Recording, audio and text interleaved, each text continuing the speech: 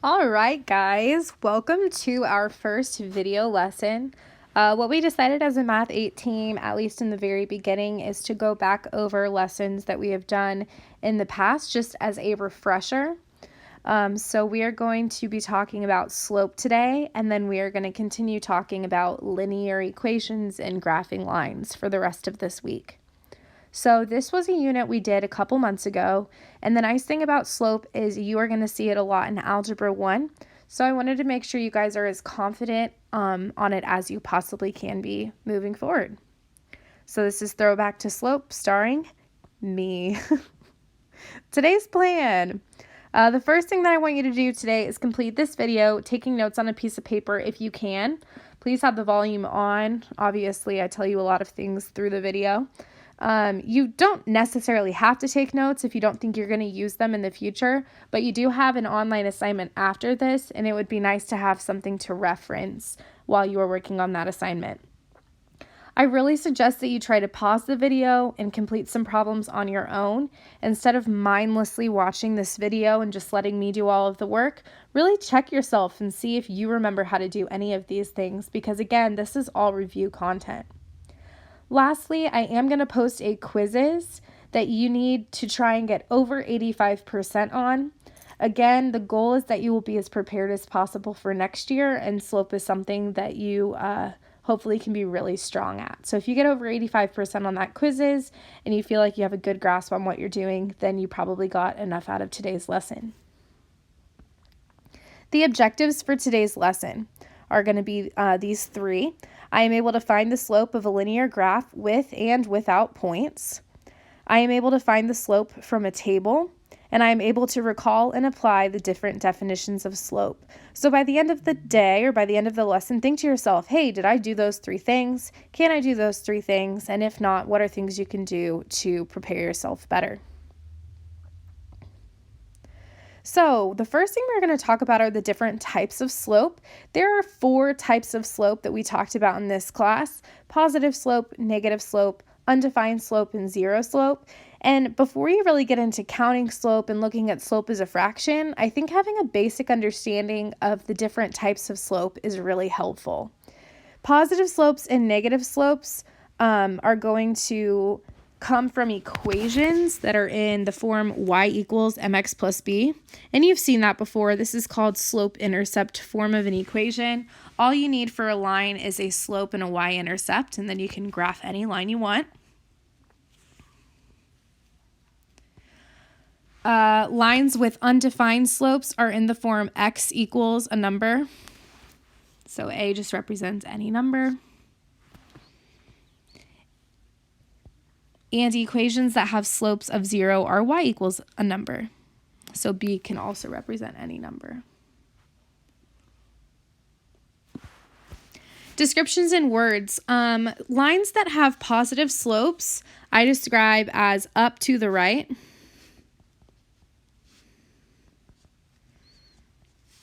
And slopes that are negative are down to the right. Remember, you always want to read slope left to right, just like if you're reading a book. So if I'm looking at a slope that is positive, as I go to the right, so from left to right, my slope has to go in the upward direction. With a negative slope, again, if I'm reading left to right, it has to go in a downward direction. Okay, but it does matter the way that you're reading it. So always start with a point on the left and go to the point on the right. Start with a point on the left and go to a point on the right. Okay, undefined and zero slopes are not going to really go up or down in the same way that positive and negative slopes go.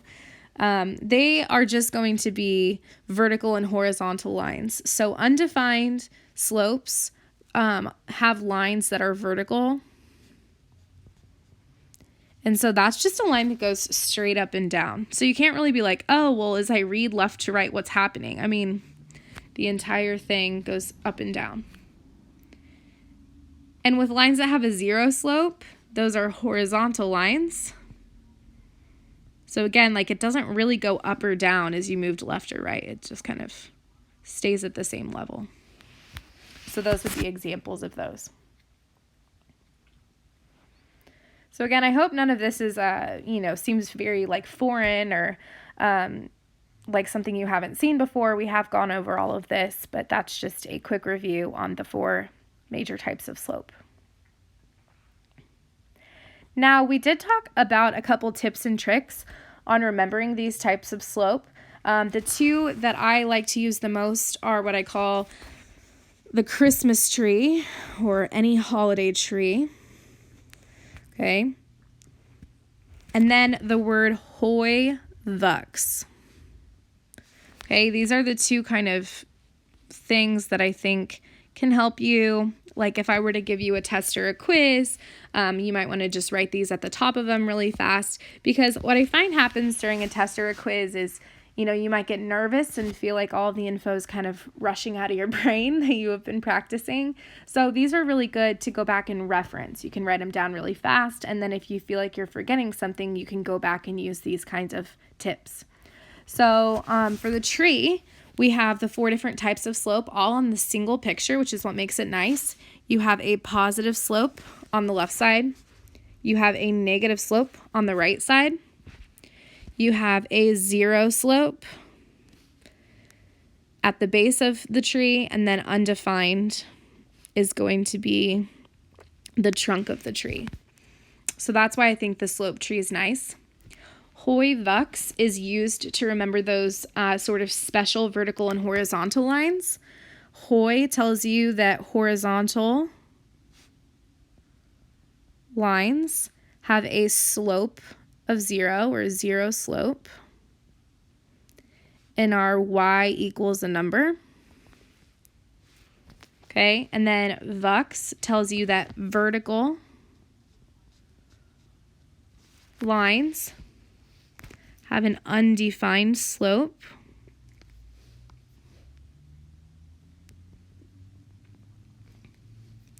and their equations are x equals a number.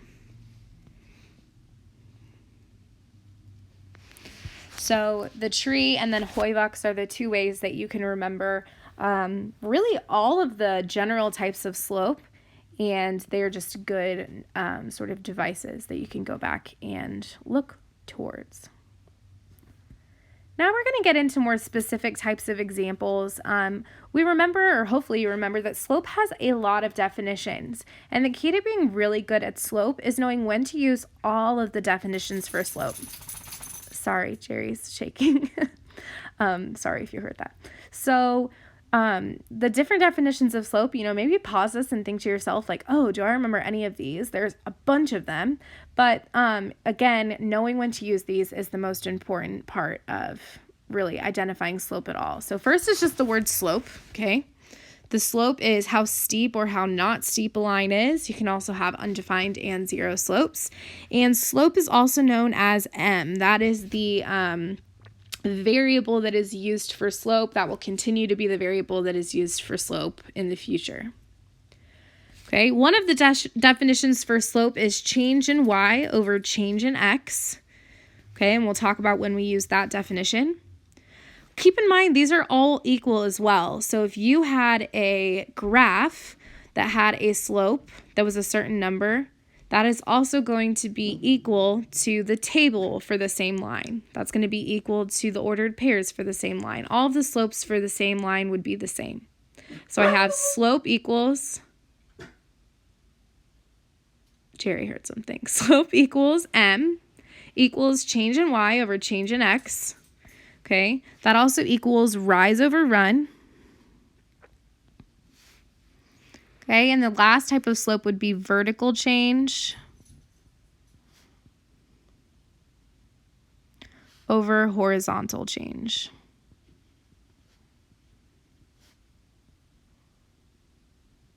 I think we talked about, yeah, we definitely did. We talked about the fact that a triangle represents change.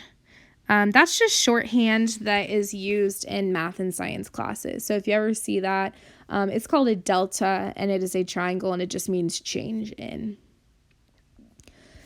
So when we use m as the definition of slope, this is when it's in equations. So anytime we have slope in equations, you're going to represent it as an m.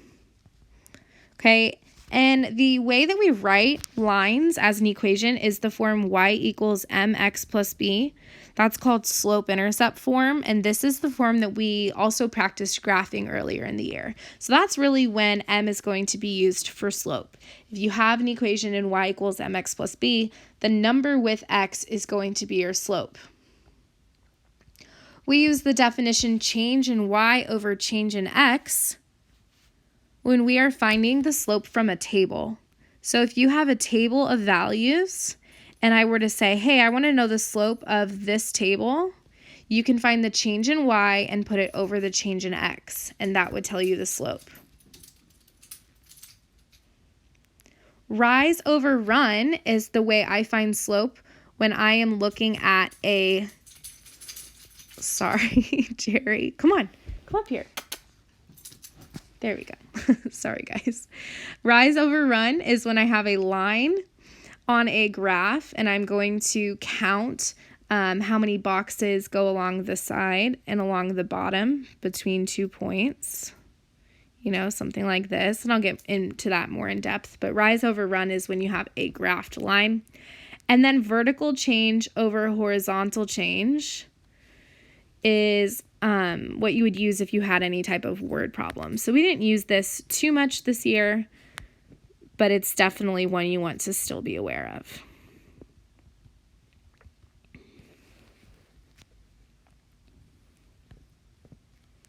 Okay, so again, those are the main definitions of slope that we've been over this year and that you'll need in the future. So we're going to go over finding slope from a graph first. This and finding slope from tables, I think, are what we practiced the most this year. But this is when you would use the definition that is rise over run. Okay, so I kind of put this little box up here, rise over run. Okay, you can also say m, because a lot of times when I write my answer, I'll say m equals and then whatever the fraction would be. And finding the rise over run, what you want to do is you want to start with the point on the left. So I'm going to start at this point on the left, and I'm going to go to this point. And you're going to figure out, okay, if I'm going from the first point to the second point, how far up and down did I go? That's your rise. And how far left and right did I go? That's your run. The other thing I want to identify, and you can do this by looking at the graph, is whether it's positive or negative. So I'm going to look at this graph and say, okay, it's a negative slope. So m equals a negative fraction. On top goes my rise. So that's going to be my vertical change, how far up and down I went. So it looks to me like it's 1, 2, 3, 4. And then my run is how far left and right I went. So 1, 2, 4 over 2. So, whoa, that's not a 2. There we go. Negative 4 over 2. Normally, I would tell you to simplify this in a calculator, but this is great mental math, practicing how to simplify fractions. You can also use the calculators I've linked in the calendar. Negative 4 over 2 simplifies to negative 2 over 1 by dividing the numerator and denominator by 2, or you can just have negative 2 as the slope.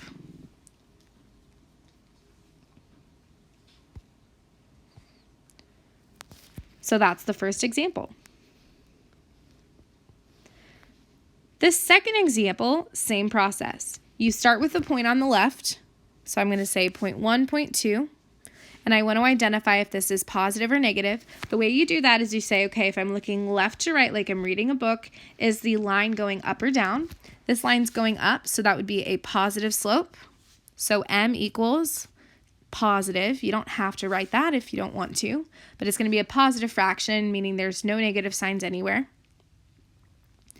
You want to find your rise, so that's your change up and down. It looks to me like I'm going 1 unit. And then your run is how far left and right you're going. So 1, 2, 3, 4, giving me a slope of positive 1/4. Okay. What we are creating here is called a slope triangle. So what you're doing is you are connecting your points into this triangle shape. It's a right triangle. and you were just counting the sides of the triangle. So your hypotenuse, as we've talked about, your hypotenuse is actually on the line that's graphed. You are counting the lengths of the legs. Okay, so you can use the graph to count the lengths of the legs. And you're just saying, hey, the leg where I'm rising is the top of my fraction. The leg where I am running is the bottom of my fraction. So again, we can kind of connect it to a bunch of units this year. And if it helps you to think of that as a right triangle, then do it that way. Now here's kind of the kicker. What happens if I give you this line? Because in all of the other examples, from the best I can remember, I had you start with a point on the left and go to the point on the right. The nice thing about this triangle is this line is you can make as many triangles as you want because you get to put the points on the line. So when you're putting points on this line, you want to be careful. You want to make sure you find a place where the line goes directly over an intersection on the coordinate plane. So here would be all of the examples of points I could put on this line. And what's really cool about this is you can find your slope by starting with any point on the left and going to any point to the right of that. So you could start with these 2 points. You could start with this point and go all the way over here. Okay? So that's a nice thing about when you have a line that has no points, you got some freedom. You can kind of do whatever you want. Okay? The reason that works, if I were to measure the slope between those points, or if I were to measure the slope between these points, is because we're going to have a fraction that reduces, and when they reduce, we're going to get the same fraction.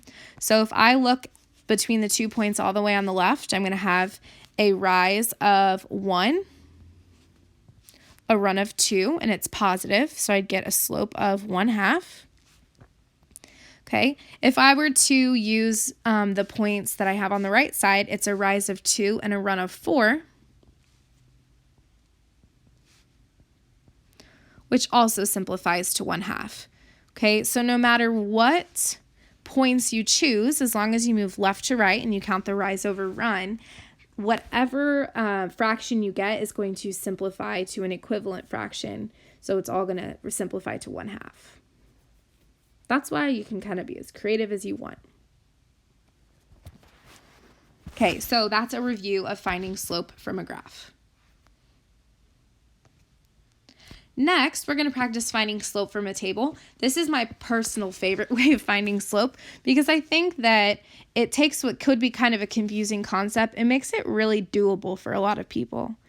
When you are finding slope from a table, you have m equals, and you're going to use the definition change in y over change in x. Okay, again, this is one of those definitions of slope that we have, and you want to pick the best definition of slope for the question you have. So anytime you have a table, you would want to pick change in y over change in x because that is the best definition of slope for these type of problems. The way you can find change in y over change in x is you look at your y values, which is the right side of my table, and you figure out how you go from the first one to the next one to the next one to the next one. You want to figure this out using addition and subtraction. So how can I go from 2 to -4, -4 to -10, -10 to -16? Okay, the first thing you have to figure out is addition or subtraction. Well, 2 and -4, okay, if I'm starting at 2 and I'm going to -4, that is getting smaller. Okay, it's like you had $2 and then you go into debt. So you're having less money. We just don't know how much less. Then you have to figure out how you got from 2 to -4. So if I'm looking at a number line and I have 0 here and 2 here, I went 2 units to the left, and then I went 4 more units to the left. So total, I took 6 units away. So the difference is going to be -6. Sorry, guys, my dog is not shaking so much as he is right now. Jeez, Jerry. Oh, my goodness. So -6. You can also check -4 minus 6 gets you -10. -10 minus 6 gets you -16. So that is going to be our change in y. Change in x is how I get from 20 to 18 to 16 to 14. And that's actually a bit faster to figure out. It's still subtraction. Whoa, still subtraction. but it's subtraction by 2 every time. Then all you have to do is write that as a fraction. So m equals change in y over change in x. Change in y is -6. Change in x is -2. And you do want to reduce this in a calculator if possible. So if I'm reducing that in a calculator, remember a fraction means division, so a negative divided by a negative is actually going to become a positive fraction. 6 divided by 3 is going to be 3 over 1, or you could have +3. I did link some fraction calculators on the calendar. I already said that, but if that process scares you, then you can use a calculator to help you out. Okay, so now that we've gone through the process, let's do our next 2 examples. Okay, on this example, I want to find the change in y first. So 15 to 11 to 7 to 3. I'm subtracting 4 every time. Change in x is how I get from 5 to 4 to 3 to 2. That's -1 every time. And then I'm going to figure out my slope by putting the change in y over the change in x. So the change in y is -4 over -1. And then again, I'll simplify. A negative over a negative gives me a positive, and then 4 over 1 is going to give me +4. Last but not least, this final problem. I want to find change in y over change in x by figuring out how I go from 14 to 20 to 26 to 32. Those numbers are getting bigger, so it's addition, and then 14 plus 6 would give me 20, and that also works for the other ones. So that's my change in y. Change in x is how I go from 2 to 5 to 7 to 10. So that's going to be addition again, and by 3. This might be the quickest one of these 3 examples. So my slope, m is going to be change in y, so 6 over change in x, 3. If you reduce that, you can write it either as 2 over 1 or just +2.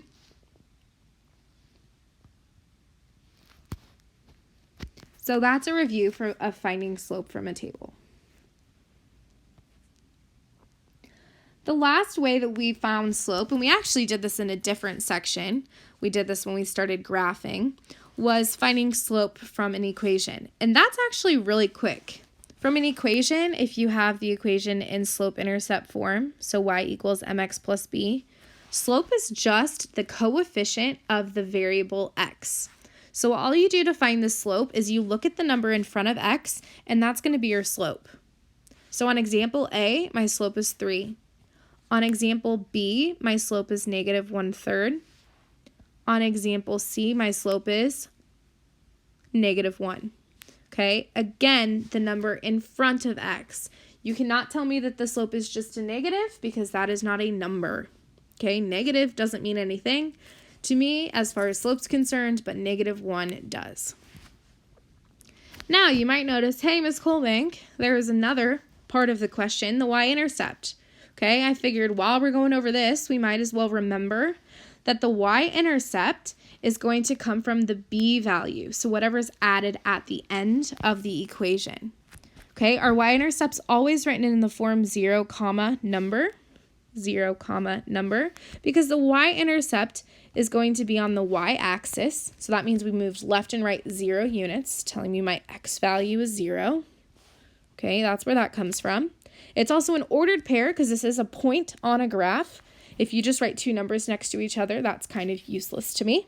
So it's an ordered pair. And the number part is just going to come from whatever we add at the end. So +2 means my y-intercept is 0, 2. -2 means my y-intercept is 0, -2. Because again, it's what are you adding? Well, if I'm subtracting 2, it's like I'm adding a negative. So I'm adding -2. And then the y-intercept is 0, 4 on the last one because again, I'm adding +4.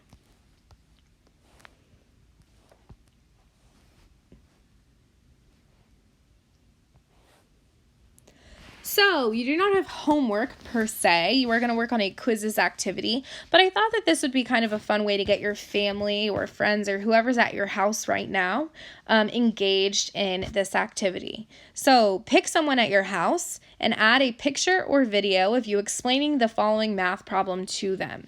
Okay, share it in the comment section on the Google Classroom page, and I will post the correct answers on Wednesday of this week. So, how could you find the slope of the table or graph to the right? Which definition of slope would you use, and what would the answer be? So go ahead and pause the video. I have a graph with a line that's on it, and I also have a table, and you can go ahead and explain how you would do one of these problems to whoever is near you, and then you can post the answer in Google Classroom, or you can just post a picture of you guys working on it.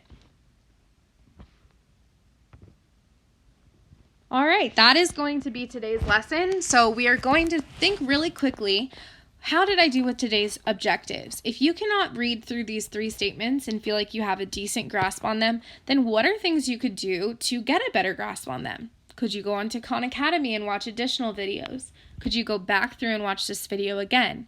Could you do some extra practice? There are a lot of things that you can do to help yourself, and there are a lot of things I can do to help you as well. If you want to contact me, I can answer any questions. So again, the objectives for today's lesson were, I am able to find the slope of a linear graph with and without points. I am able to find the slope from a table, and I am able to recall and apply the different definitions of slope. Last but not least, I did promise to include Jerry in every lesson. So I will show you a video I made with him in it. Hi Jerry. Hi Jerry. How are you? How are you? Do you want to give everybody an update on how you're feeling? Are you glad that your mom's home? Yeah? Yeah. Are you enjoying the nice day outside? He really doesn't like to come off the concrete when he doesn't have to. So you'll see he just will kind of sit here and look around the yard because that's what dogs are supposed to do. You want to do anything fun? Or are you just going to keep hanging out?